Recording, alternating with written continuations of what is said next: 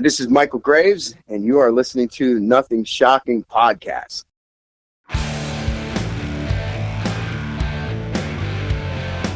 Want to know what's going on in the world of music? Then tune in to the Nothing Shocking Podcast, a non-genre based, all-ages friendly rock and roll program. Join us weekly for interviews with all your favorite rock stars from the mainstream to the underground. You can find us at nothingshocking.libsyn.com or anywhere you download podcasts.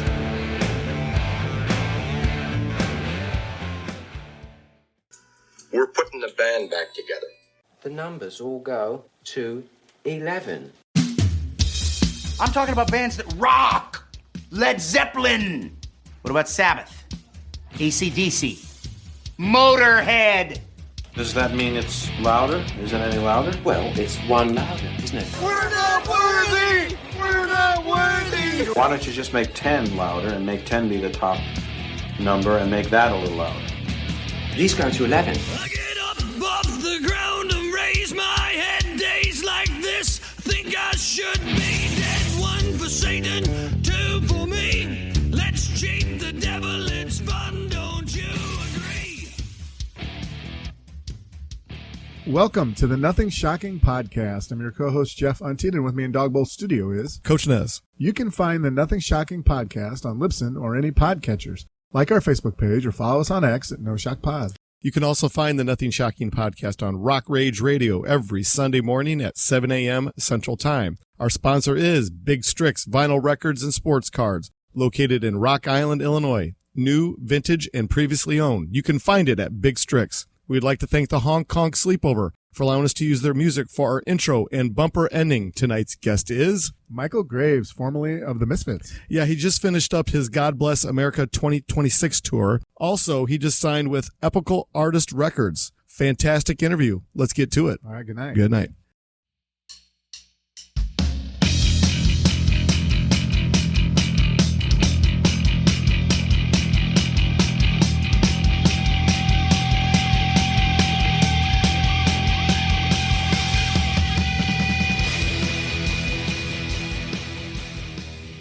Michale, welcome to the Nothing Shocking Podcast. I'd like to introduce you, my co-host, Jeff Untied. Michale, thanks for joining us tonight.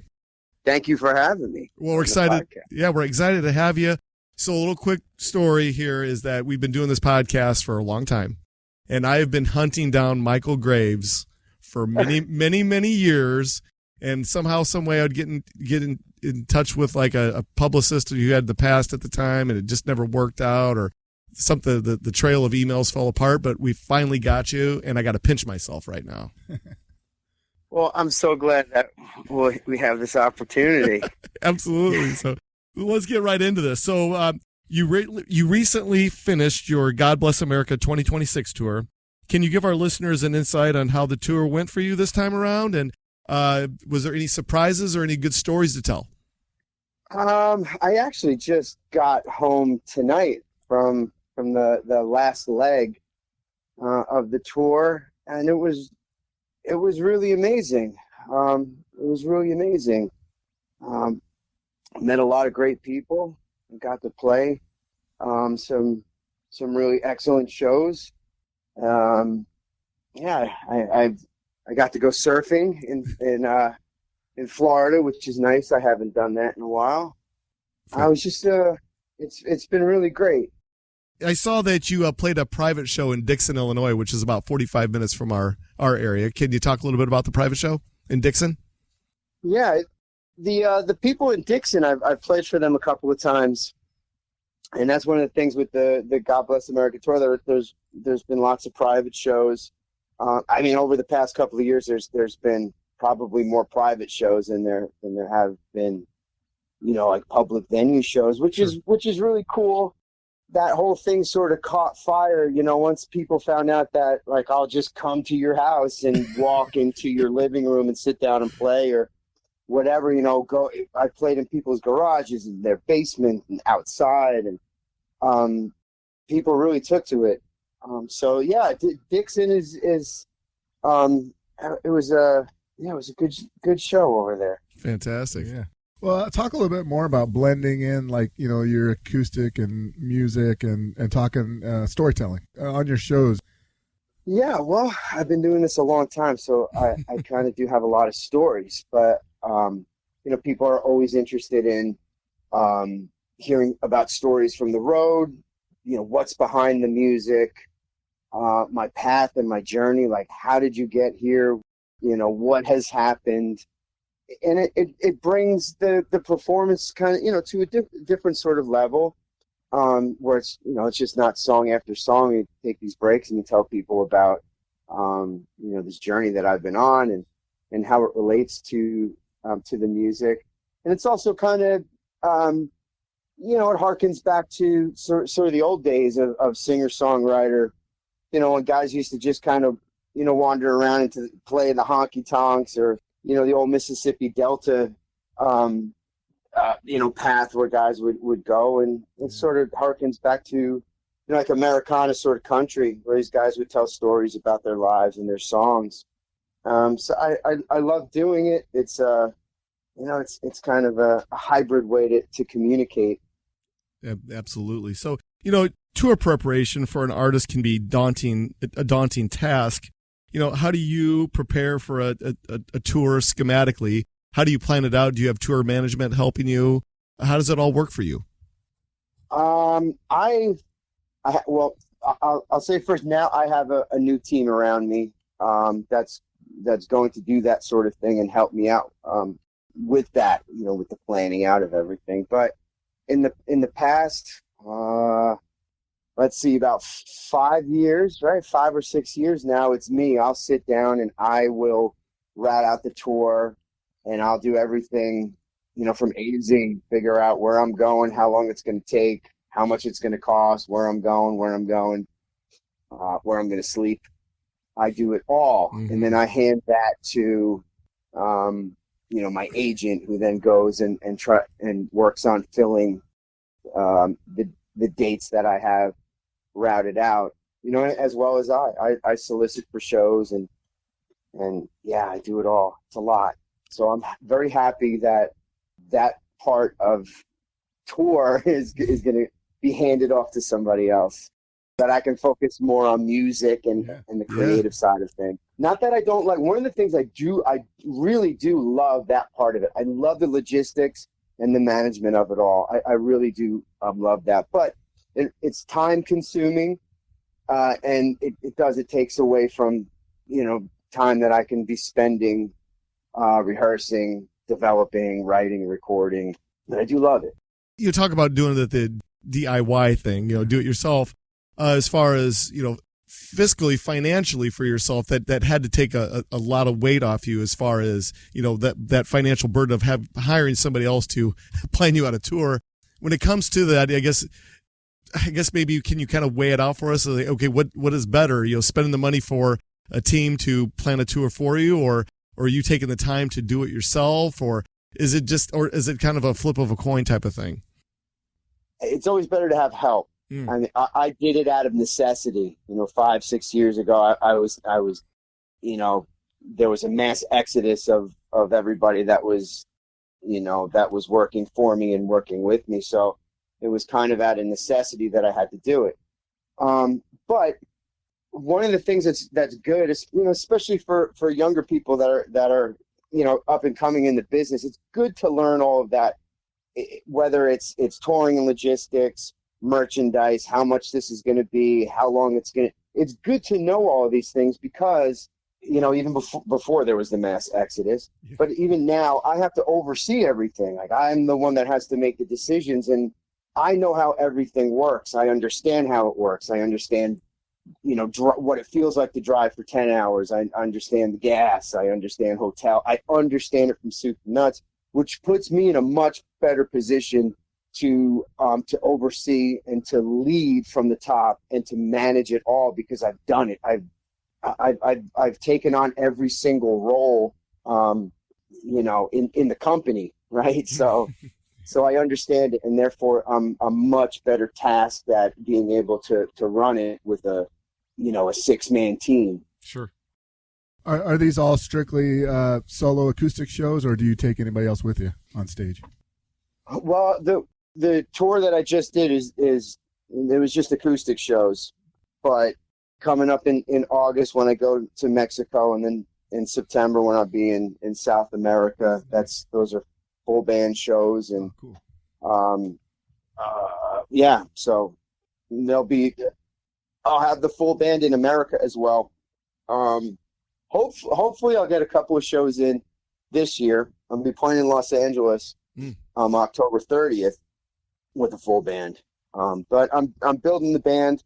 I'm starting to play with other people, seeing where they're going to fit in, and just finding the right players, and so that we make the right noise. Yeah, absolutely. Yeah.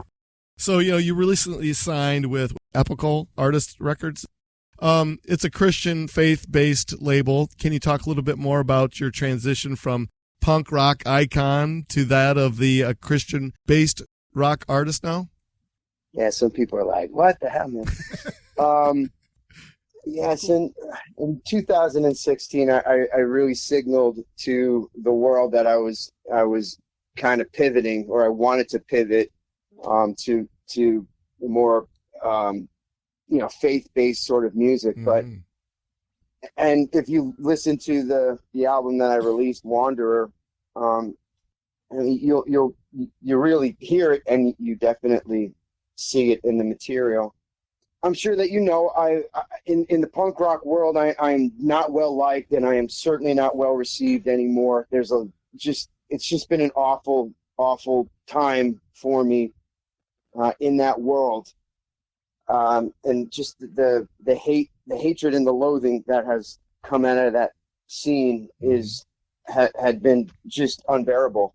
And with the collapse and the calamity of the European tour, really forced me into making a hard pivot, and just because there's certainly no punk label, there's no hard rock label that is interested in me, and even if they were, they couldn't sign me, they couldn't work with me, because the punk rock world hates me and has rejected me wholeheartedly. And I don't want to, aside of the fact that I am a Christian, born again, my faith has always been a part of what I do, all the way back to the Misfits. But I had to make this hard pivot, and with the relationships that I've made along the way, I had this opportunity. Denny Sanders from the label group under Virgin Music was starting this Christian. He wanted to start this Christian imprint label under the bigger imprint, which is the label group. And it just so happened that I had mentioned, along with my partner, that we were doing this, and he said, wow, well, this is perfect timing. So I took the opportunity, and since I've been doing that, the relationships that I've made, and the people that I've played with and spoken to, and it's just been amazing. I just did Contemporary Christian Music magazine just spotlighted me, and I played a bunch of stuff on their program, and down in Nashville, where I just came from. So, cool. Yeah, it's a whole new season for me. And people are like, "Well, what's the music going to sound like?" And it's not going to sound like Famous Monsters, but Yeah. not much. The music's not going to change much, except for the production quality. It's going to, I've written some really great songs, and I'm really excited about this next chapter in my life. Absolutely. I'm just going to say one thing about this, because I'm not a big political guy, but what I am going to say is, like, when fans turn on artists because of just their political stance, it's heartbreaking for Jeff and I to watch this, because we're all about the music. Yeah. And I understand that music has a message behind it too, but fourth way coming is, if it's good music, it's good music. And I just don't understand why people have to turn on artists because of their political stance. It dumbfounds me. I don't like it either. It's, I would say it's heartbreaking. It's soul crushing. It's been awful, because I'm not like that. I wasn't raised that way. I didn't come up that way in the scene, with the Misfits. The scene that I was in, the community that I was in was very diverse. It was very accepting.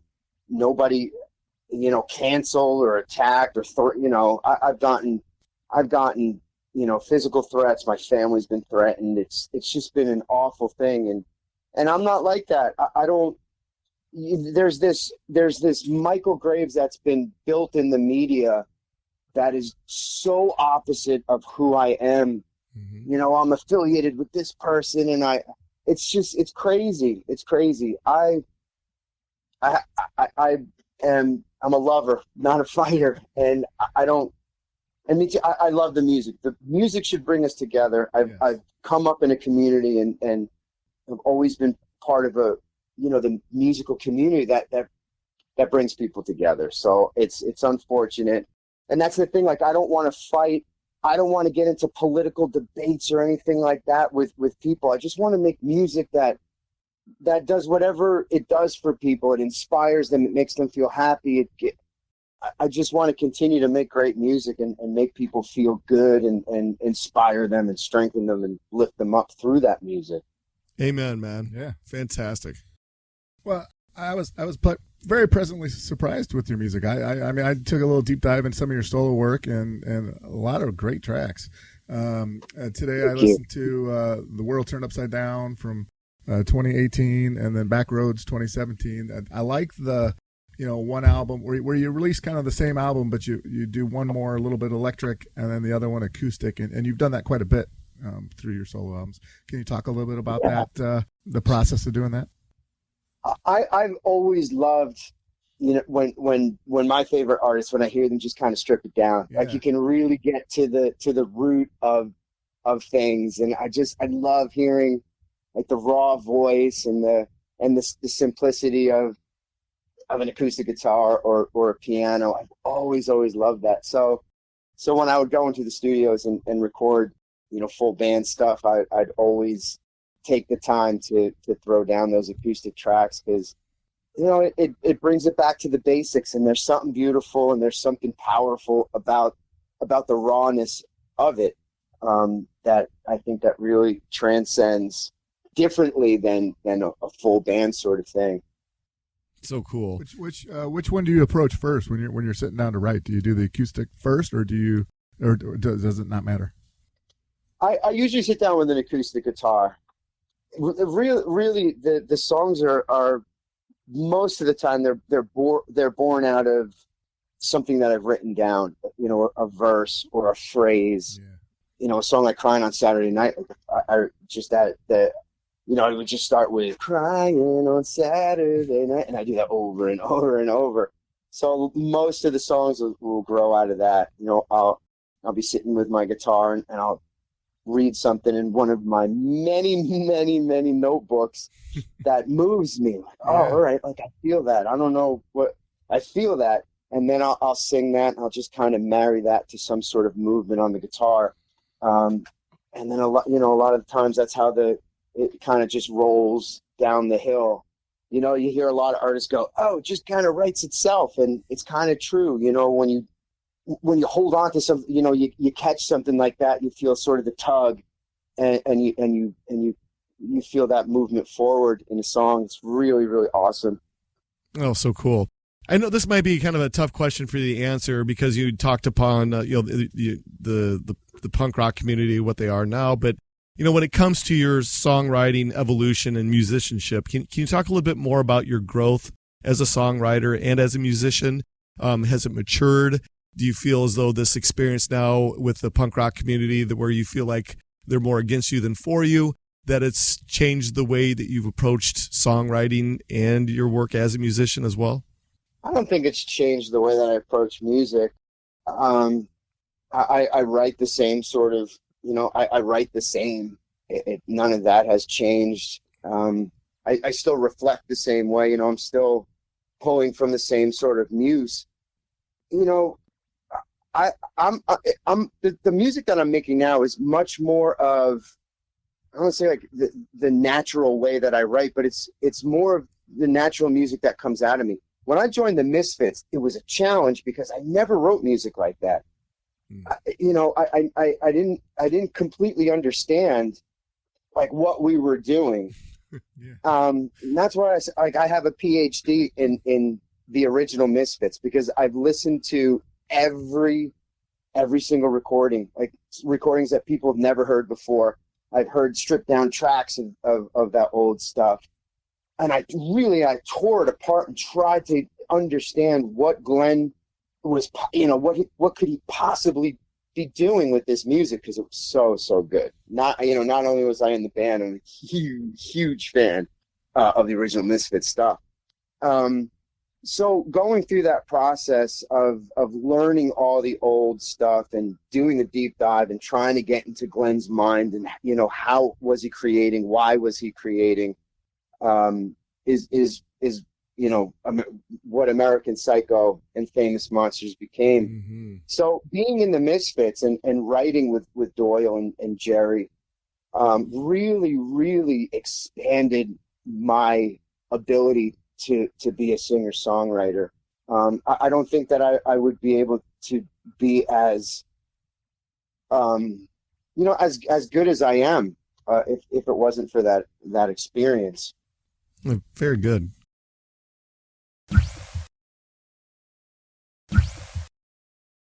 Let's take it back a little bit before that. So you were born in New Jersey, and you had an early band that you were working on demos with before you joined the Misfits. Can you talk a little bit about those early days and kind of getting started in music? Yeah, I mean, how far do you want to go back?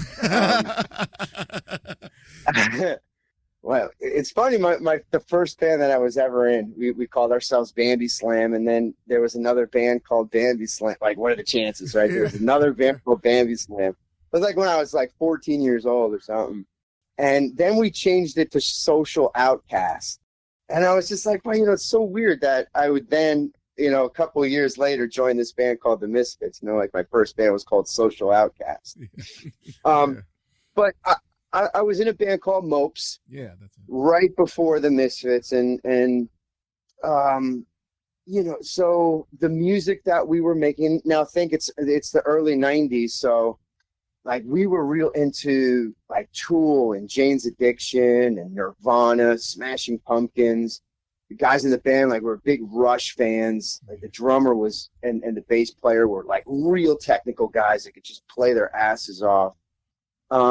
So it was music like that that we were making. It was very, I guess it would be like alternative music. Yeah. It wasn't necessarily heavy. It's certain it was punk rock and it was punk rock sort of ethos, but it wasn't it didn't sound like the Ramones. It didn't sound like the Sex Pistols. It much more sounded, again, like I said, like Jane's Addiction or something, or Smashing Pumpkins, something like that.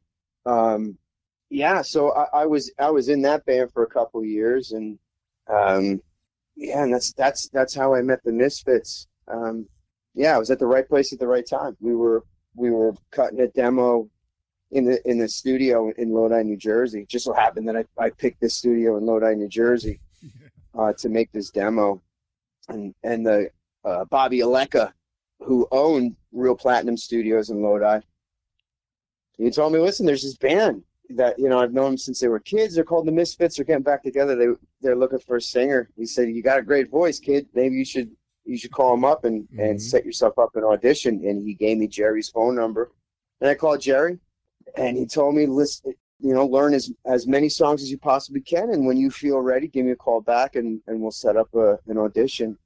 And so it was like the night of my 20th birthday. I went down and I auditioned. In history ever since, right? Yeah. Well, the story's longer than that, so it wasn't like, all right, you got it. Yeah. It was again. So my birthday was in March, and then April, May, and all right, Glenn Danzig was going to come back and sing. They had Dave Vanian from The Damned was going to sing. They had open auditions. They couldn't figure out who their singer was, and I just kept on hanging around. When they thought that they found somebody good, I would just step in and I would be like, all right, let me do it now, and I always beat that person out. Doyle and I sat in an office for weeks answering the phone because Doyle, he wasn't sure of me. I wasn't sort of the normal. I don't think that he was expecting somebody like me. So we would sit there and we would answer phone calls from people that wanted to audition, and he would ask them like, describe your voice. Is your voice more like Tom Jones or Axl Rose? It was ridiculous. That's fantastic. So Halloween rolls around, like we're getting close to Halloween now, and they get a phone call from the guys from Typo Negative, the management from Typo Negative, and they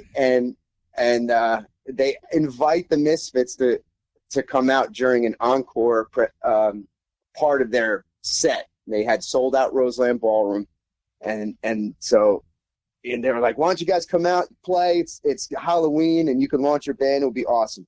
And the Misfits are like, "Oh, this is a great idea. But we don't have a singer." So they're like, "All right, let's ask Pete Steele." So they asked Pete Steele, lead singer Typo Negative, if he would sing the songs that night. And Pete goes, "Yeah, sure. I'll sing the songs, no problem.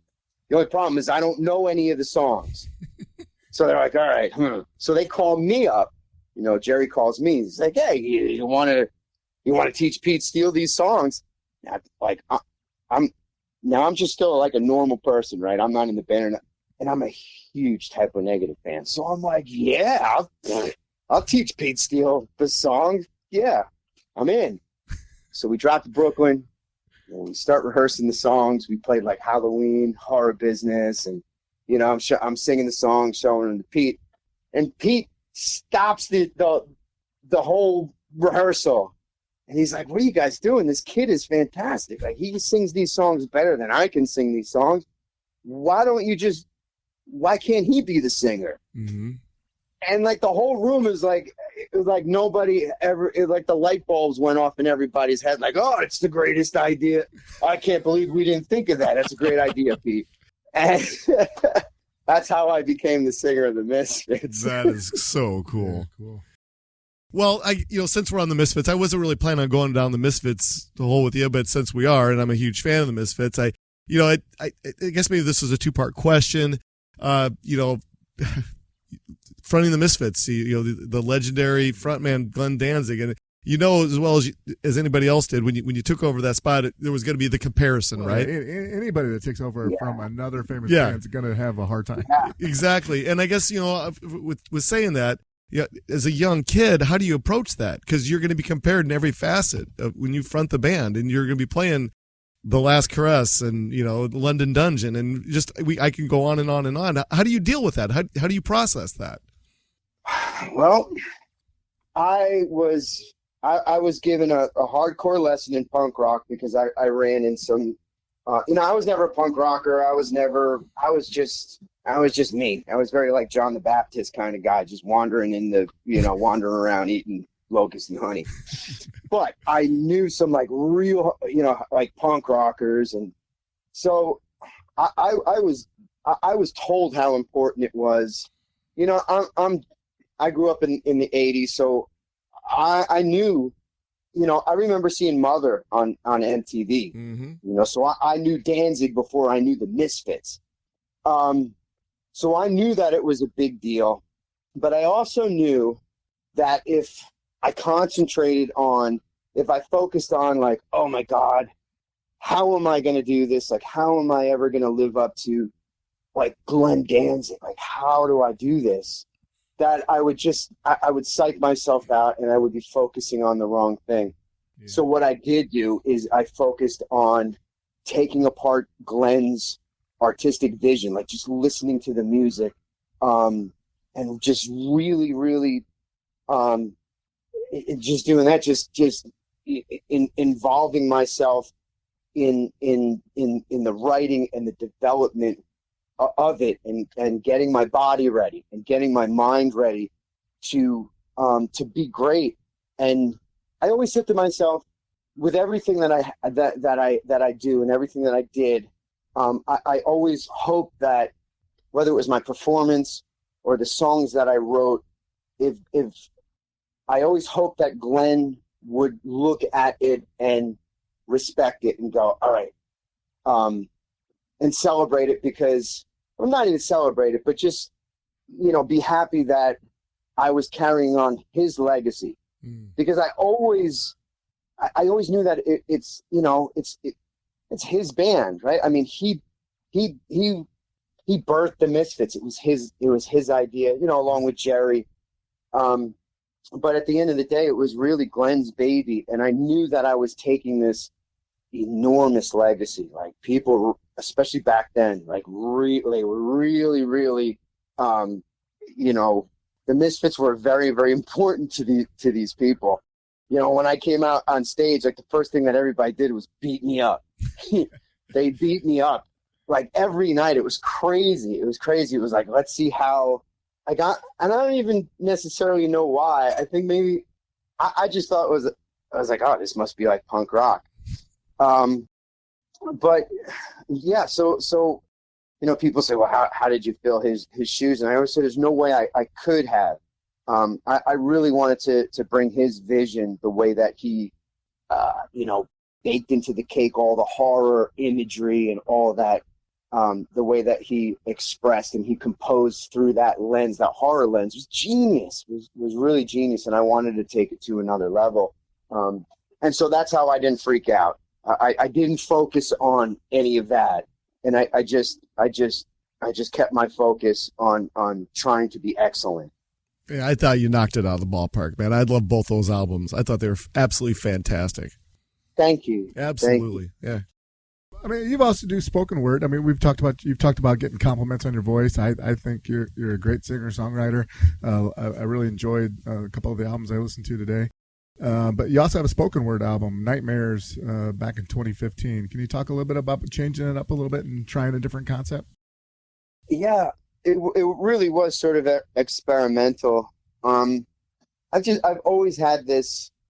I've just always had this desire to communicate, not necessarily talk about myself, but just communicate about art, about my art, about the compositions and where they come from. And it's always been a difficult thing for me, not so much now because I've been doing it for a while, so I'm more comfortable in speaking. But back in the Misfit days and for a lot of years after, I wouldn't speak. Like, if the music stopped, that would be the worst thing in the world, because it's like, I don't know what to say to anybody. I have no idea what to say. I don't want to say anything. I kind of want to say anything, but I don't know what to say. But then, again, expressing the desire to do that, again, hearkening back to the days of, like Robert Johnson and like old blues music and the guys that used to just, play music like that, Nashville and Austin and the American South, that music and that, that's what they used to do. Not only were they were singer-songwriters, but they were just these master storytellers. And I wanted to be able to do that. I'm still kind of working on it. I'm better than I was, but so that was the effort behind like Nightmares and stuff like that, is to just try to, to crack into that sort of thing. It's so cool. Well, your website and online store is fantastic. It's easy to navigate, and the online store has some amazing merchandise. How do you keep up with the merch end of things? Designs are slick and are eye-catching. Are those all your ideology, or have you had some help?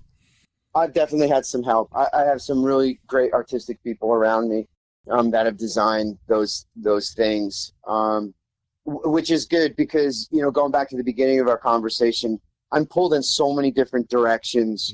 Not so much now. Like you said, I've built a team around me that is just absolutely amazing. So it's been, I can't even tell you how great it's been to be able to really start to focus more on the creative sort of thing. But I was always in, administration of things, like I said, logistics, and where, like, all of that, to where at the end of the day, when it comes like, all right, now you got to think artistically, I'm just like, yeah. So I thank God I've had some, and I still do. I have some really great artistic people around me that, design the new logo and a lot of the images and stuff that you see on there, whether it's the Radio Deadly logo or, great, the photographic images that you see on there. And I've laid a lot of that stuff out after it was created. But so I'm just blessed that I have really, creative, talented people around me, even more so now.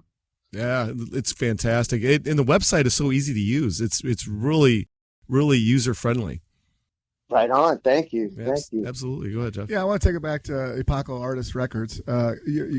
You've got quite a few solo albums out there. So do you have a large vault of songs, or are you working on anything new now that you've signed to the new label? Yeah, I'm working on a lot of stuff now. A lot of new stuff. I'm working on collaborations with all different sort of artists, from country to like even pop. Yeah. I'm really not supposed to say any. I'm not supposed to say too much, but we know what that's like. Yeah. But like for example, I have the opportunity to work with Tiffany. Oh, cool. Yeah. And write some stuff with her, and some of these country artists, and just some really, really talented people. But yeah, I've been writing new stuff. I'm going to record some of the older songs that I think that, some of the older albums, I'll record like 12 songs in 5 days, which is crazy. So the production level and the production level of some of the songs are just kind of like, I listen to them and I there's so much more that I've wanted to do with some of these songs. So I've been developing and, pre-producing some of these songs now for years. Like I've recorded them 7-8 times, just, trying different things out, slowing them down, speeding them up, trying different, instruments. And so now I'm at a good place where for the first album, there'll be some new songs that people haven't heard, but there'll be some songs that I've recorded in the past as well. Very cool. I know you touched upon that later this year of 2026, you're going to be heading down to Mexico and South America, I believe, to do some touring. Where else can your fans find you here domestically? Are you going to be hitting the States again before the end of the year? Well, definitely. I'll be in Los Angeles for October 30th. We're going to have a big Halloween party at the Whiskey A Go-Go, and I'm going to play a set with the band. The whiskey shows are always fun. So we'll have a big Halloween party there. Let's see, August, September, October. I might be able to, working on maybe squeezing in a few more domestic shows before the end of the year. I hope so. But with the new team and the new direction, the new music, between recording, I'm shooting a video for one of the songs. It's been really, it's going to be busy, which is good. So I hope to get a couple more domestic shows in, but if not, 2027 will be a huge year. Fantastic. Nice. Well, we have ran out of our allotted time for the evening. Is there anything that we left off tonight that you would like to plug or promote? No, I don't think so. officialmichaelgraves.com is where is going to be home base. Anybody wants to find out what I'll be doing and where I'm going and what's happening, officialmichaelgraves.com. For anybody that's on X, again, that platform isn't very music oriented, but my X account is at Radio Deadly, and I really keep a running tally of a lot of the media stuff that's happening to me. And you scroll through my feed and you can really get a sense of what's been going on in my life. So it's at Radio Deadly on X and officialmichaelgraves.com. I'm on Instagram as well at The Real Michael Graves. But everything's on officialmichaelgraves.com. Fantastic. Well, this is how things are going to work out. Jeff, the editing wizard over here, he'll go through this thing like a fine-tooth comb. He'll make it, you'll sound like $1 million. He'll make me sound like $1, and he'll sound like 10. Yeah. And then at the end of it all, we'll get this thing out. Absolutely, yeah.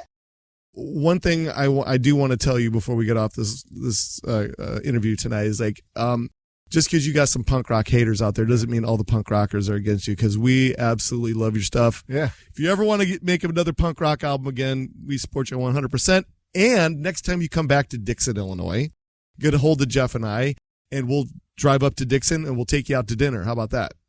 Absolutely. Sound like a plan? Right on. All right, man. One of the things that in the punk rock realm, I have this side project, and I write punk rock songs. I live on a farm, so and I raise goats, and so I'm calling the band the Goddamn Goats. Fantastic. That's common. Oh, so cool. Michael, thank you so much. And once again, thank you for after 10 years of hunting you down, we finally got you on the podcast. Yeah, thank you. It's been fun. Yeah, right. Right on. Thank you, guys. All right, thanks a lot. Thank you for your time. Bye-bye. Bye.